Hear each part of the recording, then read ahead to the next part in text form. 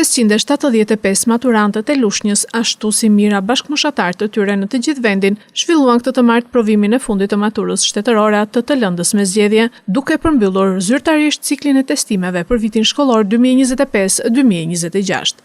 Që në orët e para të mëngjesit, maturantët ju drejtuan qendrave të testimit, ndërsa provimi nisi në orën 10 dhe përfundoi në orën 12.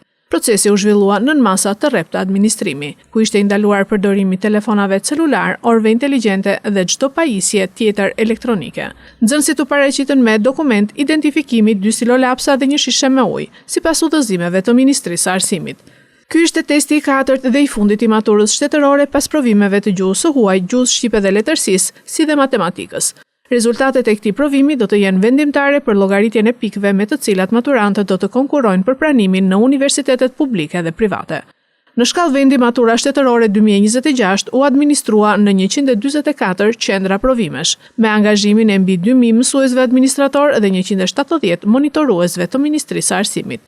Me zhvillimin e provimit të lëndës me zgjedhje, maturantët mbyllin një etapë të rëndësishme të arsimit parauniversitar dhe tashmë presin publikimin e rezultateve si hapin e radhës drejt aplikimit në arsimin e lartë.